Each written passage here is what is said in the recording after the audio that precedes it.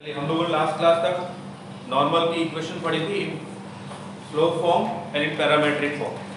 देखिए equation of tangent क्या होती है किसी पॉइंट में, पॉइंट फॉर्म के अंदर पैराबोला की equation of tangent t equal to 0, ये इक्वेशन ऑफ टेंजेंट होती है पैराबोला के लिए पॉइंट फॉर्म के अंदर। स्लोप फॉर्म की बात करें तो y equal to mx plus a by m, ये इक्वेशन होती है टेंजेंट की in slope form.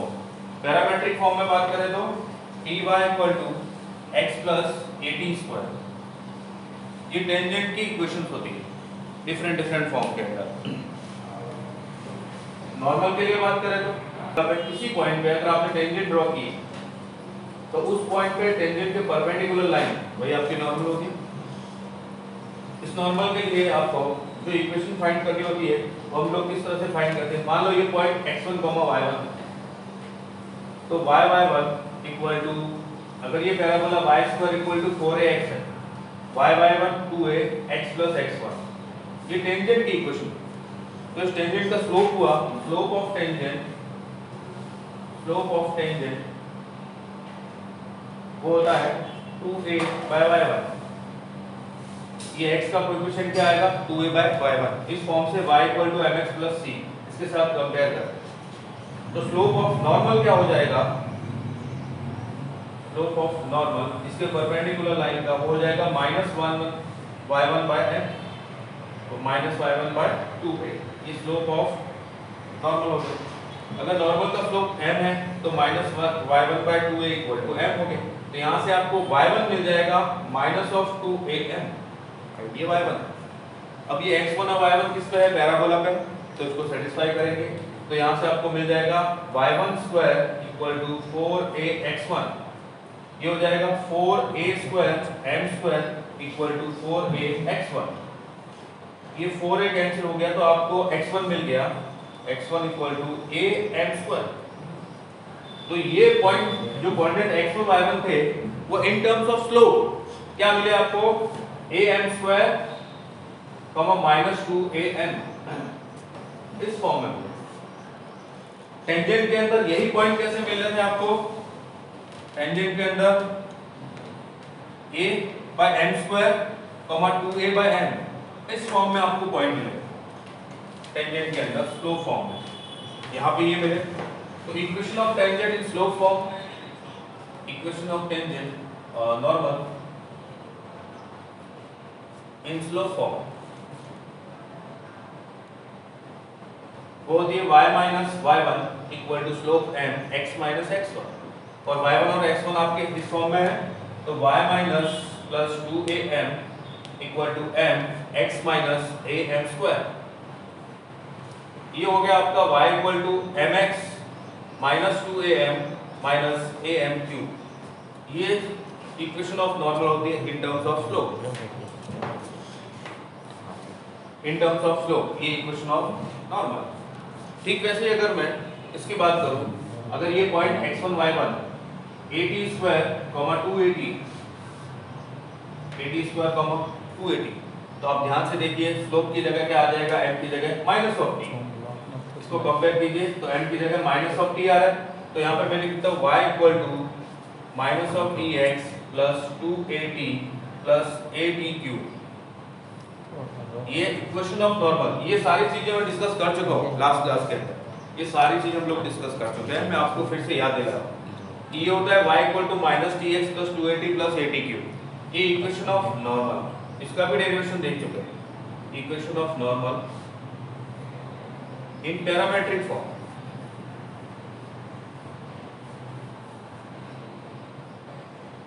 In parametric तो इक्वेशन ऑफ टेंजेंट होती है ये in slope form, in parametric form, और t equal to 0 y1 equal to 2a x plus x1 in point form, ये पैराबोला की नॉर्मल के लिए।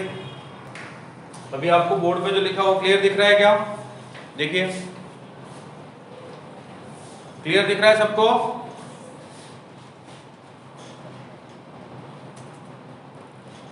यस ओके ठीक।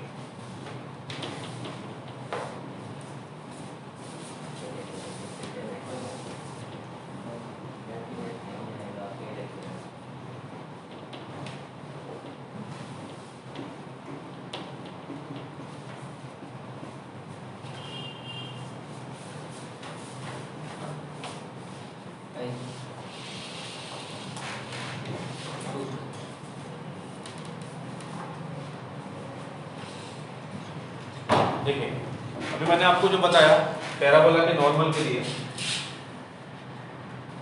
ये पैराबोला है y² = 4ax। किसी पॉइंट पे अगर आपने टेंजेंट ड्रॉ की है उसके परपेंडिकुलर लाइन वो नॉर्मल, तो नॉर्मल की equation slow form y = mx - 2am - amq, ये स्लो फॉर्म। पैरामेट्रिक फॉर्म में बोले तो y = -tx + 2at + atq, ये पैरामेट्रिक फॉर्म।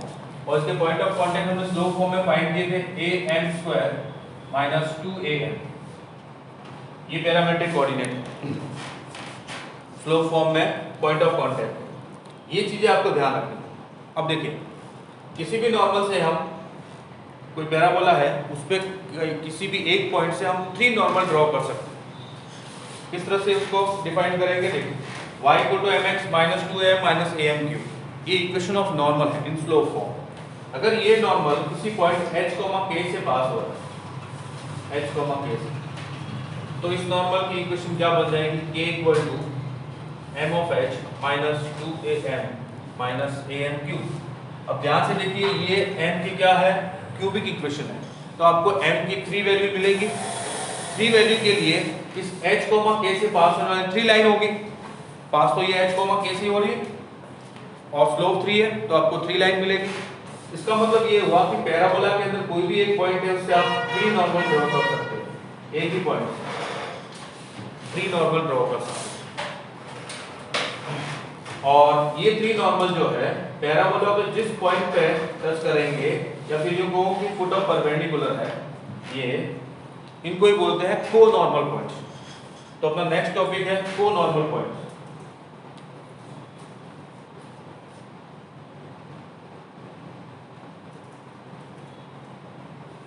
को नॉर्मल पॉइंट्स क्या हुए, पैराबोला, उस पैराबोला के अंदर कोई भी आपके लिए एक पॉइंट है p, h, k, वहां से आप 3 नॉर्मल ड्रॉ कर सकते हो पैराबोला पे। ये एक नॉर्मल जो टेंजेंट के परपेंडिकुलर होगा, ये दूसरा नॉर्मल जो दूसरी टेंजेंट के परपेंडिकुलर होगा, ये तीसरा नॉर्मल तीसरी नॉर्मल के परपेंडिकुलर होगा टेंजेंट के। ये तीनों ही नॉर्मल इस पैराबोला को जिस पॉइंट पे कट करेंगे, इंटरसेक्ट करेंगे, वो तीनों ही पॉइंट को हम बोलेंगे को नॉर्मल पॉइंट। और इन तीनों के कोऑर्डिनेट क्या होंगे इन स्लो फॉर्म, वो हम लोग लिख सकते हैं a m1² - 2am1, ये हो जाएगा a m2² - 2am2, और ये हो जाएगा a m3² - 2am3। ये 3 पॉइंट के कोऑर्डिनेट हो गए, को नॉर्मल पॉइंट्स के कोऑर्डिनेट। ये है आपकी इक्वेशन, क्यूबिक इक्वेशन नॉर्मल की इन स्लो फॉर्म। तो यहां से अगर आप देखो सम of roots m1 + m2 + m3, तो वो क्या होता है -b/a।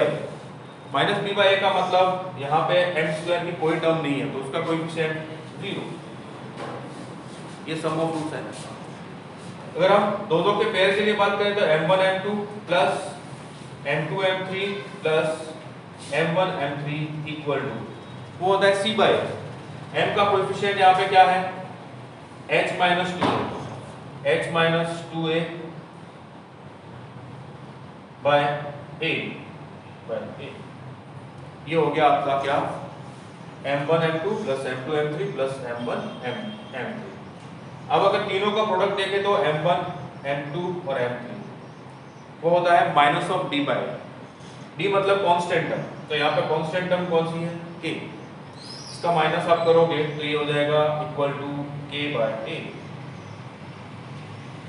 ठीक है, तो आपको ये चीज ध्यान रखनी है, को नॉर्मल पॉइंट्स के तीनों स्लोप का सम होता है वो हमेशा 0 होता है।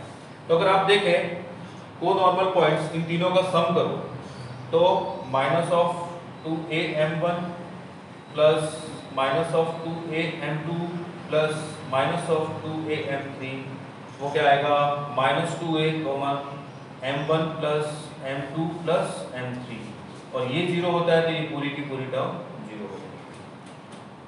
ठीक है, ये था आपका को नॉर्मल पॉइंट्स, इसकी डेफिनेशन लिखते हैं।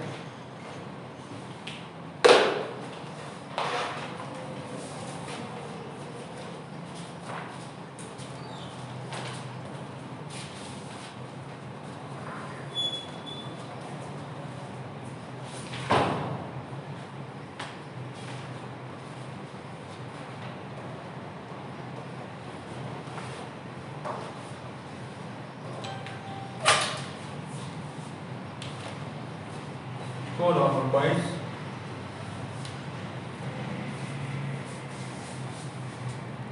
maximum 3 normals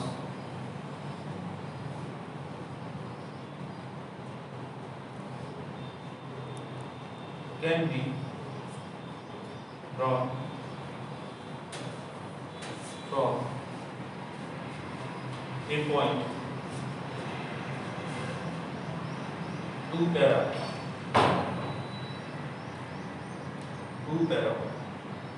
and their fit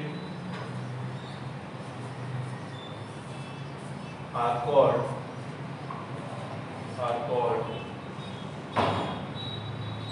co-normal points. The fit are called co-normal points. तो आपको ये समझ में आया को-नॉर्मल पॉइंट्स होता क्या है? आप में से किसी को डाउट है को-नॉर्मल पॉइंट्स के बारे में? किसी को भी कुछ भी डाउट है क्या? यस और नो चैट बॉक्स में लिखना है आपको, किसी को कुछ भी डाउट है तो।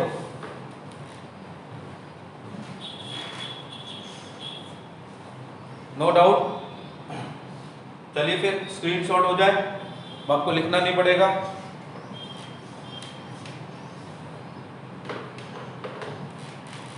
हो गया, done. Screenshot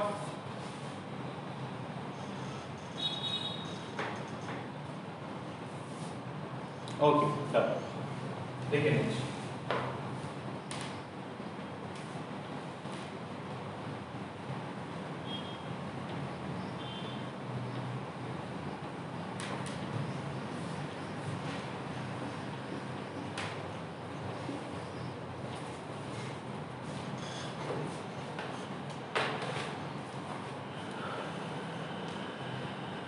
next is properties of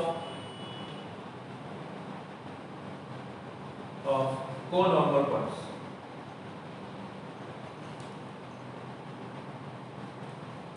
देखिए ये जितनी भी प्रॉपर्टीज होती है, चाहे वो टेंजेंट की हो चाहे नॉर्मल की हो, यही सबसे इंपॉर्टेंट है। आपके बड़े बड़े क्वेश्चन सॉल्व करने में ये बहुत हेल्प करेगी। प्रॉपर्टीज है क्या? वही जो हमने कंसेप्ट पढ़े, उसकी छोटी छोटी बातें को हम प्रॉपर्टीज के फॉर्म में लिखते हैं। यही आपकी प्रॉपर्टीज है जिसको आपको अच्छे से ध्यान रखना है, ठीक है। अभी हम क्वेश्चन करेंगे तो आपको और समझ में आ जाएगा कि ये कितनी इंपॉर्टेंट होती है, ठीक है। फर्स्ट है, वो तो अभी आप समझ ही गए, algebraic sum of the slopes of their concurrent normal is 0.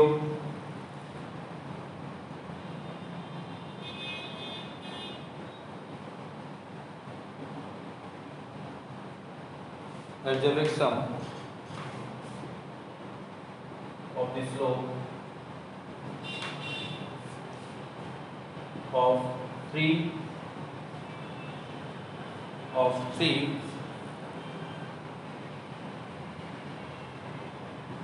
concurrent normals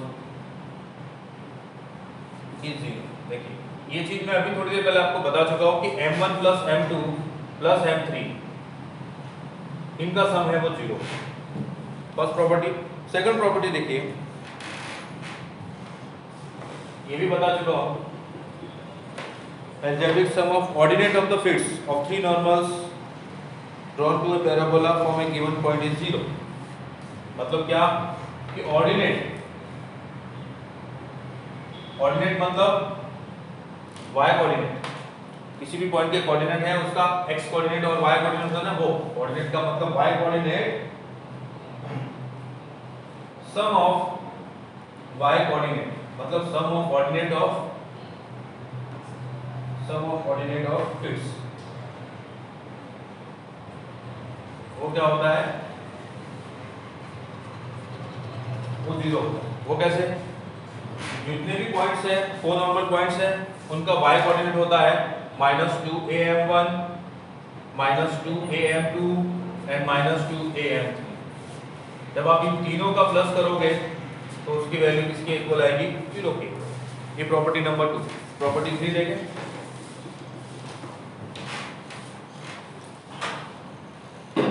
if normals drawn to parabola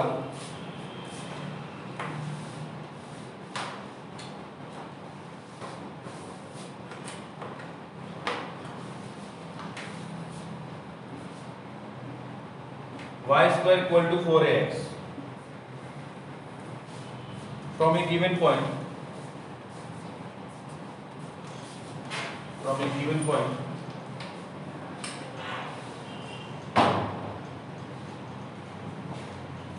h comma k is real, then h is greater than 2. बहुत ही इंपॉर्टेंट प्रॉपर्टी, बहुत सारे क्वेश्चन सॉल्व करने में ये हमें help करेगी।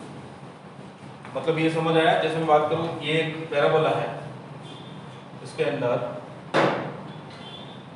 ये parabola, किसी पॉइंट से आपने 3 नॉर्मल ड्रॉ किए हैं, ये 3 नॉर्मल, तो ये जो पॉइंट है उसका h कोऑर्डिनेट है, x कोऑर्डिनेट एब्सिसा बोलते हैं उसको, उसकी वैल्यू ग्रेटर देन 2a होनी चाहिए।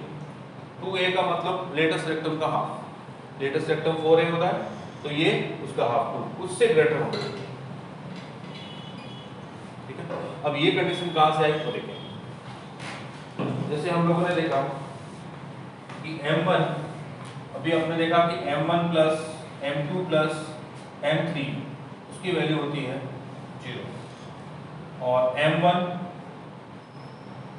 m2 plus m2 m3 plus m1 m3 इसकी वैल्यू होती है h minus 2a bye a, और m1 into m2 into m3 इसकी वैल्यू होती है k बाय a, जो भी आपको पता है जस्ट थोड़ी देर पहले। तो ये क्या हो जाएगा, आपको पता है कि 3 positive quantity m1 square plus m2 square plus m3 square वो ऑलवेज या तो 0 होती है या 0 से ग्रेटर होती है। m1 square plus m2 square plus m3 square is always greater than और इक्वल टू 0। और आपको ये भी पता है कि a plus b plus c, m1 plus m2 plus m3 इसका स्क्वायर करूंगा तो आपको क्या मिलेगा, a plus b plus c whole square होता है a square plus b square plus c square plus 2 times ab plus bc plus ac। तो अगर मैं इसका स्क्वायर करता हूं तो मुझे इस साइड मिलेगा m1 स्क्वायर है plus m2 square plus m3 square plus 2m1 m2 2m2 m3 2m1 m3। तो मैं m1 square plus m2 square plus m3 square को राइट हैंड साइड ही रखता हूं, बाकी टर्म को उधर शिफ्ट करता हूं। तो इसकी जगह मुझे जो वैल्यू मिलने वाली है वो ये मिलने वाली है कि m1 plus m2 plus m3 whole square minus 2 times of m1 m2 plus m2 m3 plus m1 m3 is greater than equal to 0। अब इसकी वैल्यू तो ऑलरेडी कितनी है, 0 है ये, और इसकी वैल्यू इसकी जगह क्या लिखूंगा मैं, h माइनस 2a, और ये वाली नेगेटिव वैल्यू तो कितना हो जाएगा, ये आपके सामने वैल्यूज आ जाएगी h minus of 2 into h minus 2a by minus a is greater than 0। ये माइनस और माइनस कैंसिल हो गया, 2 बाय a को उधर शिफ्ट कर दिया तो h minus 2a is greater than 0, then h is greater than 2a, h is greater than 2a। ये कंडीशन होती है जो आपको हमेशा ध्यान रखना है। क्या ये तीनों प्रॉपर्टी क्लियर है आप लोगों को, ये तीनों ही प्रॉपर्टी क्लियर है क्या आप लोगों को?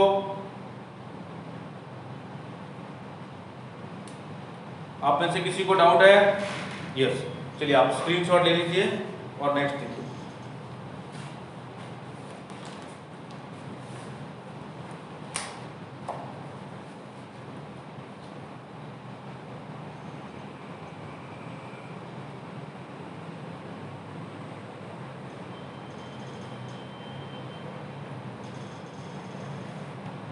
डन।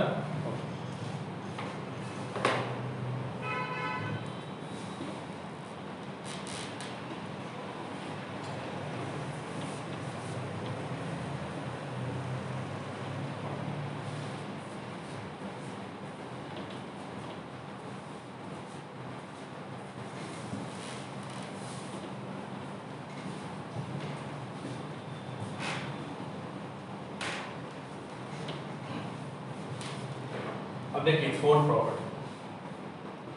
प्रॉपर्टी में क्या है, ये जो कोनॉर्मल पॉइंट्स हैं तीनों, इन तीनों कोनॉर्मल पॉइंट से अगर हम एक ट्राइंगल बनाएं, ये ट्राइंगल जो है तो इस ट्राइंगल का सेंट्रोइड, अगर ये तीनों को normal point P Q R है तो सेंट्रोइड ऑफ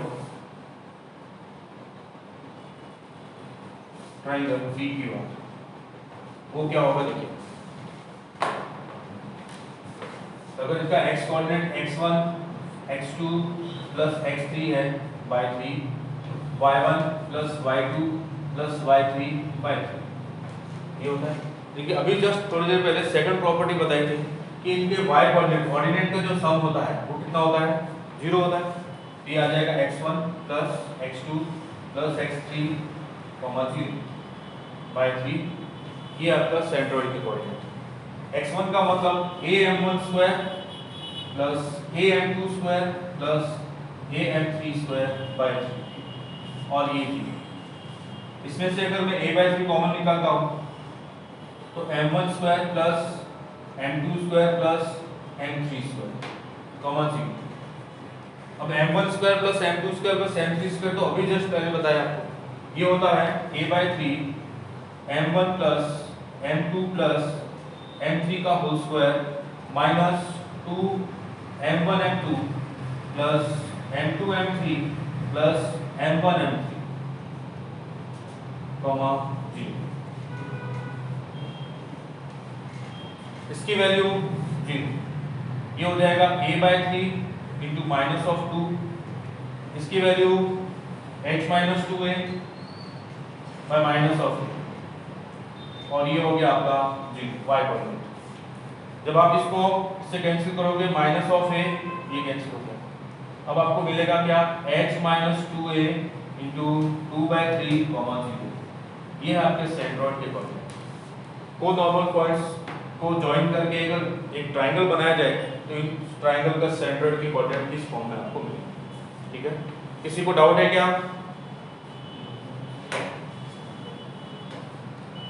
डाउट है किसी को? हाँ बोलो, पलक बोलो बेटा क्या डाउट, कौन सा स्टेप? ये वाला स्टेप में डाउट है आपको?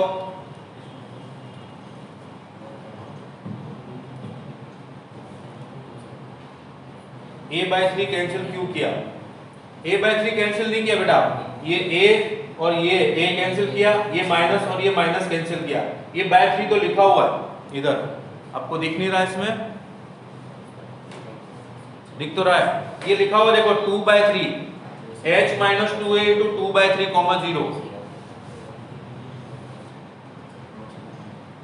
फलक समझ आया?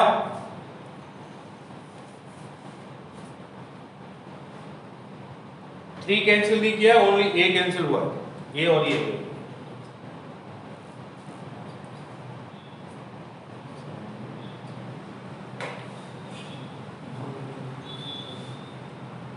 ए बाय 3 कैंसिल क्यों नहीं किया? कैंसिल कैसे करें? ये -2, ये रहा -2। चलो मैं ये फिर से एक्सप्लेन करता हूं। पलट देखो, ये तो हो जाएगा y कोऑर्डिनेट तो होता है -2am, ये हो जाएगा -2am1 -2am2 -2am3। -2 को ये कॉमन निकालोगे तो m1 plus m2 plus m3 ये 0 हो जाएगा, इसका तो आपको कोई डाउट नहीं। ये a कॉमन निकाला और 3 कॉमन निकाला तो पीछे बचा m1 square plus m2 square plus m3 square. इसके जगह हमने लिखा m1 plus m2 plus m3 whole square -2 time m1 m2 m2 m3 m1 m3, ये तो है ही। इस पूरे के मल्टीप्लाई के अंदर ये a बाय 3 मल्टीप्लाई में, ठीक है। अब इसकी वैल्यू तो हो गई 0, 0 इंटू a बाय 3 तो 0 हो गया। अब ये -2 इंटू a बाय 3 तो ये मैंने लिखा -2 इंटू a बाय 3, और इसकी जगह क्या आएगा h minus 2a by minus of a comma 0, ठीक है। अब ये माइनस और ये माइनस कैंसिल हुआ, ये a और a कैंसिल हुआ, और आपको मिला 2 by 3 into h minus 2a comma 0। समझ गए? ओके ठीक है, स्क्रीनशॉट ले लीजिए इसका जल्दी से।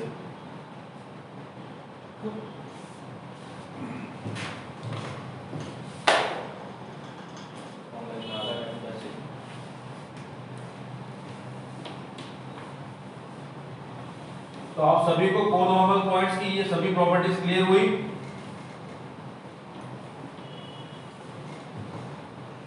अगर ये प्रॉपर्टीज आपको समझ में आई है तो नॉर्मल पॉइंट्स की, तो मैं नेक्स्ट क्वेश्चन लिख रहा हूँ, वो सॉल्व करके बताएं। If from point H comma K three normals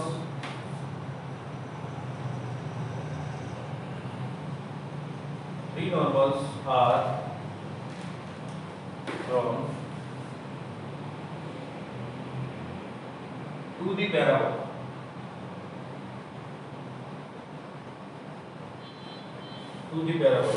parabola है y minus 1 whole square equal to 8 x minus 1 sorry x minus 2, then find the condition, then find the condition। चलिए बताइए, मैंने अभी आपको कुछ प्रॉपर्टीज बताई, अब आप मुझे कंडीशन बता दीजिए कि कोई पॉइंट है जहां से 3 नॉर्मल ड्रॉ किए गए पैराबोला पे, पैराबोला ये है, तो उनकी कंडीशन क्या होगी। चलिए सॉल्व करके बताइए जल्दी से, चैट बॉक्स में लिखिए, इससे भी सॉल्व हो जाए।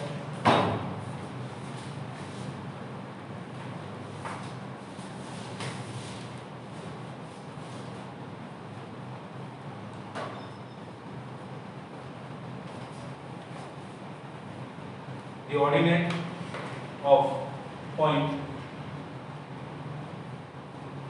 P and Q, ordinate of point P and Q on the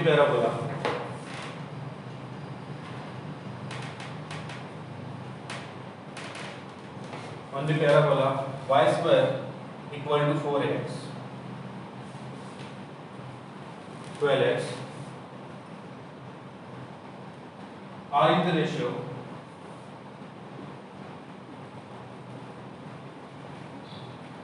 are in the ratio 1:2. Find the locus of point of intersection.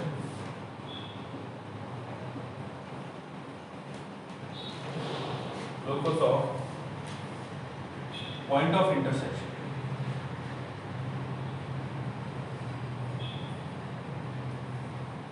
Locus of point of intersection of the normal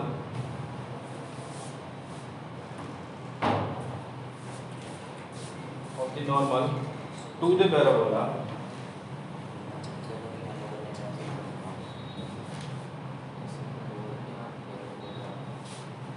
at P and Q, ठीक है, at P and Q। हाँ, first का बताइए answer, first का answer बताइए। h is greater then 4, चलो प्रियांश ने बताया h इज ग्रेटर देन 4, और कोई? परमार फलक h इज ग्रेटर देन 4, और कोई? ध्यान देना वो किसके लिए था, वो इसके लिए था y square equal to 4ax के लिए, यहाँ पे ऐसा नहीं है, तो अब सोच समझ के बताइएगा कितना होगा, बोलिए।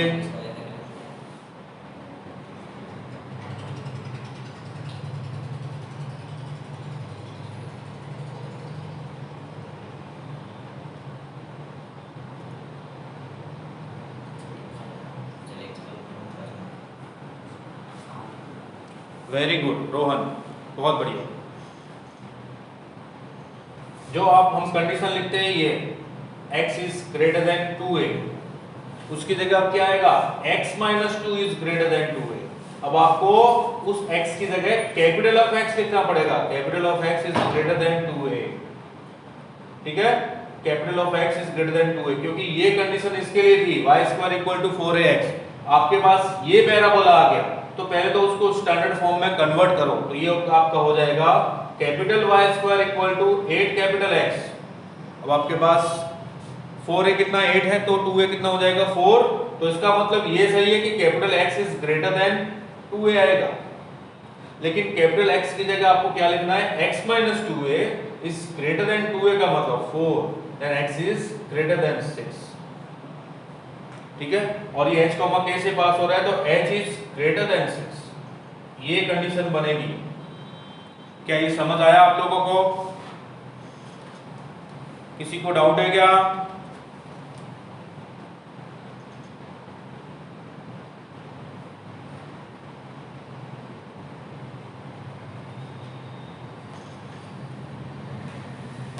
आप में से किसी को डाउट?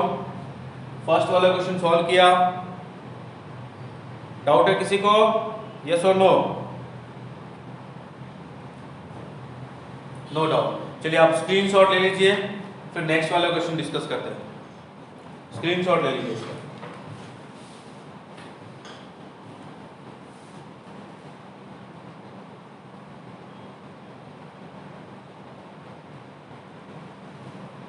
डन, ठीक है।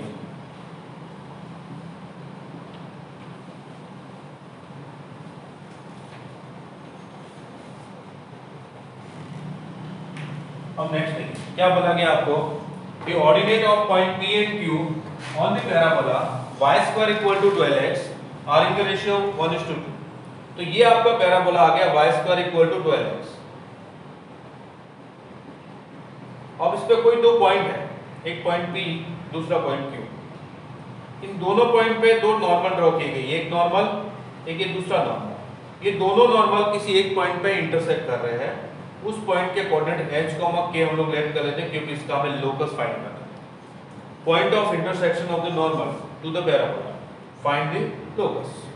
ठीक है, अब ध्यान दीजिए, जब हमें अपनी तरफ से कोई पॉइंट लेट करना हो किसी भी कर्व के अंदर, चाहे वो सर्कल हो, पैराबोला, एलिप्स, हाइपरबोला, तो हम लोग क्या करते हैं, उसके पैरामेट्रिक कोऑर्डिनेट लेट करते हैं। इसके पैरामेट्रिक कोऑर्डिनेट होंगे a_t1², 2a_t1। ठीक है, ये पैरामेट्रिक कोऑर्डिनेट होते हैं पैराबोला के, a_t2, 2a_t। अब a की जगह कितना है, इसको यहां से देखिए तो a की जगह आपको 3 मिलेगा, तो ये हो गया 3t1², 6t1। दूसरे पॉइंट के कोऑर्डिनेट a_t2², 2a_t। अब इसकी जगह मैं लिखता हूं, देखिए a का मतलब 3, t2², 6t2। ये दोनों पॉइंट के कोऑर्डिनेट आपने लेट कर लिए पैराबोला पे, जहां पे आपको दो नॉर्मल ड्रॉ करना है। ठीक है, अब देखिए क्या बोला गया है कि इसके y कोऑर्डिनेट है, उनका रेशियो 1/2। y कोऑर्डिनेट दोनों का है 6t1 और दूसरे का 6t2, इनका रेशियो 1:2। तो t1/t2 वो आपको मिल जाएगा 1/2। तो t2 मिल जाएगा आपको 2t1। एक कंडीशन आपको यहां से मिल जाएगी। अब इस पॉइंट P पे नॉर्मल की इक्वेशन बनेगी y - (-t1x + 2a_t1 + a_t1³। Parametric form normal की इक्वेशन। अब a की जगह मुझे कितना लिखना है, 3, तो ये हो जाएगा 6t1 और ये हो जाएगा 3t1²। दूसरे पे Q पॉइंट पे नॉर्मल की इक्वेशन है (-t2x + 6t2 + ये हो जाएगा 3t2²। दोनों के लिए a तो सेम रहेगा। अब आपको इन दोनों को सॉल्व करके और x और y ढूंढना और उसका लोकस चाहिए x, और आपके पास एक कंडीशन ये है t2 = 2t1, इसको यूज करना। तो क्या करें, ये भी y और ये भी y दोनों को इक्वल कर दें। आपको यहां से मिल जाएगा (-t1x + 6t1 + 3t1² q = (-t2x + 6t2 + 3t2²। ये अगर लेफ्ट हैंड साइड में शिफ्ट हो जाएगा तो आपको क्या मिलने वाला है, t2 - t1 × x = ये टर्म को मैं राइट हैंड साइड शिफ्ट करता हूं तो 6 टाइम t2 - t1। ये टर्म उधर शिफ्ट हो जाएगा तो +3 t1, ये है t1³, ये है t2³। तो t2³ - t1³, a³ - b³, a - b × a² + ab + b²। ये हो जाएगा t2 - t1 और दूसरी टर्म t2² + t1t2 और +t1²। अब दोनों साइड से t2 - t1 को आपने कैंसिल कर दिया। अब आपको x जो मिला वो मिला 6 + 3 टाइम्स t2² + t1t2 + t1²। ये x की वैल्यू। इस स्टेप तक आप में से किसी को डाउट है क्या? इस स्टेप तक पैराबोला पे कोई दो पॉइंट आपने लेट किए, उनके y कोऑर्डिनेट का रेशियो आपको गिवन है, वहां से t1 और t2 की कंडीशन निकाली, फिर पैरामेट्रिक फॉर्म में दोनों की इक्वेशन लिखी। अब दोनों को सॉल्व करके उनके इंटरसेक्टिंग पॉइंट का हमें लोकस ढूंढना है, तो दोनों को सॉल्व करके x कोऑर्डिनेट निकालिए। अब ध्यान से देखें, t2 की जगह मैं 2t1 लिख रहा हूँ x के अंदर, तो आपको x क्या मिलेगा? x आपको मिलेगा 6 + 3, ये t2 स्क्वायर, उसकी जगह 4t1 स्क्वायर हो जाएगा, 4t1 स्क्वायर, ये t1 × t2, t2 की जगह 2t1 लिखोगे तो प्लस 2t1 स्क्वायर, प्लस ये t1 स्क्वायर है प्लस t1 स्क्वायर, तो ये x इक्वल टू मिला आपको 6 + 3, 4 + 2 6 + 1 इंटू 7t1 स्क्वायर, ये आपको x मिला। अब दूसरा y के लिए आप क्या करोगे, ये x की वैल्यू इनमें से किसी भी एक y में पुट करोगे, तो y मिला आपको -t1, x की जगह लिखता हूं मैं 6 + 21 t1 square plus 6t1 plus 3t1 cube, ये आपको मिली y की वैल्यू। तो y इक्वल टू -6t1 हो गया plus 21 minus 21 t1 cube plus 6t1 plus 3t1 cube. अब ये -61 और प्लस 61 ये दोनों कैंसिल हो गए, -21 प्लस 3 -18 t1 क्यूब, ये आपका y कोऑर्डिनेट। अब हमें रिलेशन चाहिए, लोकस चाहिए, मतलब x और y का रिलेशन। तो यहां से मैं t1 की वैल्यू या फिर यहां से t1 की वैल्यू, यहां से t1 की वैल्यू इसमें पुट करो या फिर यहां से t1 की वैल्यू इसमें पुट करो, तो आपको एक रिलेशन मिल जाएगा।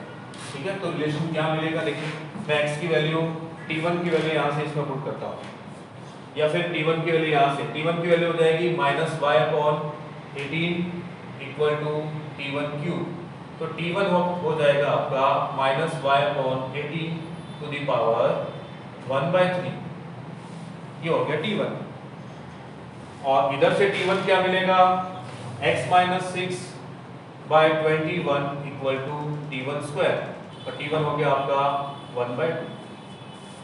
अब बोथ साइड अगर आप t1 की पावर 6 करोगे, ये t1 की पावर 6, ये भी t1 की पावर 6, तो यहाँ पे आपको क्यूब मिल जाएगा और यहाँ पे स्क्वायर मिल जाएगा, क्योंकि जब भी रिलेशन निकालते हैं तो फ्रैक्शन की फॉर्म में नहीं मिलता।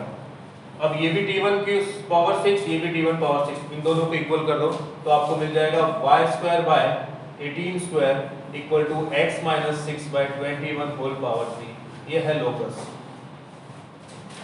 ये लोकस है दो नॉर्मल के पॉइंट ऑफ इंटरसेक्शन। वो आप में से किसी को भी किसी स्टेप में डाउट हो तो पूछ सकते हो।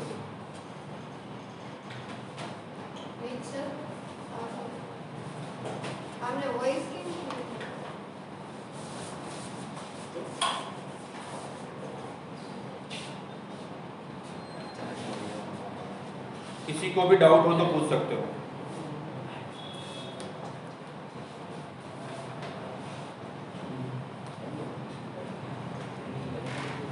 लास्ट है, ओके। देखो बेटा, इन दोनों y को सॉल्व किया तो आपको x की ये वैल्यू मिली, ठीक है। अब इसके अंदर हमने क्या किया था, t2 की जगह 2t1 लिखा था, ये यूज किया, तो x in terms of t1 ये मिला 6 + 3 × 7 21 t1 स्क्वायर। अब ये जो फर्स्ट y लिखा हुआ है इसके अंदर x की जगह मैंने ये पुट कर दिया, x की जगह, ठीक है। तो y आपको मिल गया ये -t1 और ये x की वैल्यू। जब इसको सॉल्व किया तो y equal to -18 t1 cube मिला। अब यहाँ से मैंने t1 क्यूब की वैल्यू कैसे निकलेगी, y को मैं -18 से डिवाइड करूंगा तो t1 क्यूब मिला, ये t1 क्यूब मिला। अब यहाँ पे हमने क्या किया, ये 3 उधर लेके तो पावर 1/3 हुआ। अब बोथ साइड पावर 6 किया, या फिर यूं कहें कि मैंने इनको दोनों बोथ साइड स्क्वायर कर दिया। ऐसा क्यों किया, क्योंकि यहाँ पे t1 की पावर 2 है और यहाँ पे t1 की पावर 3 है। अगर यहाँ पे इन दोनों में से कोई एक t1 होता तो मैं t1 की वैल्यू निकाल के इसमें पुट कर देता। यहाँ से अगर आप t1 फाइंड करोगे तो वो क्यूबिक की फॉर्म में आएगा, यहाँ से फाइंड करोगे तो स्क्वायर की फॉर्म में आएगा। स्क्वायर की फॉर्म में यहाँ पुट नहीं कर सकते, क्यूबिक वाला यहाँ पुट नहीं कर सकते। तो पहले दोनों की पावर को सेम किया, इसको मैंने t1 निकाल के t1 स्क्वायर फाइंड करके उसका स्क्वायर कर दिया, तो पावर 3 का स्क्वायर पावर 6 हो जाएगा। यहाँ पे t1 क्यूब निकाल के और उसका पावर 2 कर दिया, तो ये आपको 6 मिल गया। दोनों को 6 कर दिया, एक जगह 3 पावर लगा दी, एक जगह 2 पावर लगा दी, तो ये आपको क्या मिल गया, दोनों 6 मिल गया। अब इन दोनों, ये भी t1 6 है, ये भी t1 6 है, दोनों को इक्वल किया तो आपको एक y और x का रिलेशन मिला।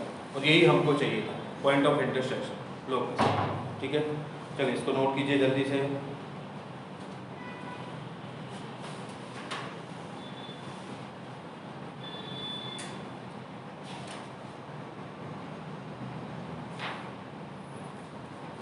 डन, स्क्रीनशॉट हो गया। डन, चलिए एक और वो नॉर्मल पॉइंट की प्रॉपर्टीज पर based.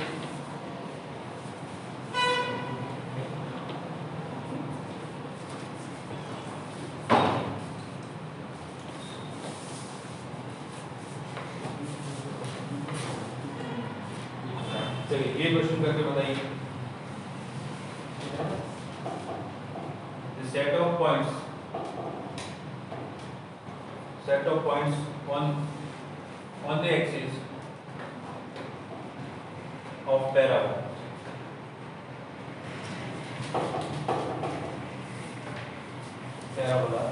y square minus 4x minus 2y plus y equal to 0 from which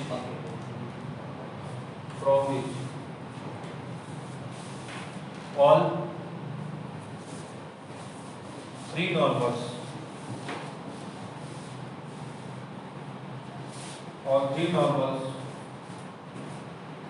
to the parabola are given। आपके ऑप्शंस इस तरह से हैं। A lambda comma 0 where lambda is greater than 1। दूसरा B lambda comma 1 where lambda is greater than 3। C point है lambda comma 2 where lambda is greater than 6। और D है आपका option lambda comma 3 where lambda is greater than 8।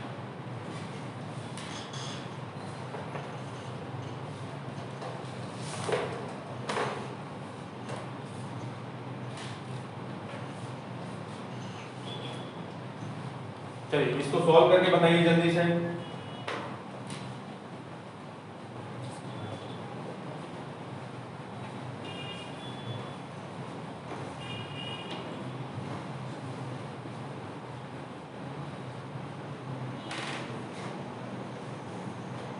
देखिए हमें पता है कि y square is equal to 4ax।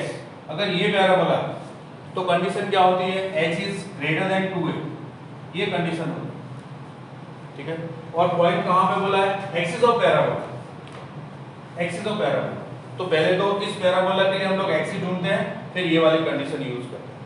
ये हो जाएगा आपका y square minus 2y plus 1। तो राइट हैंड साइड में आपको वैल्यू मिलेगी 4x माइनस 4।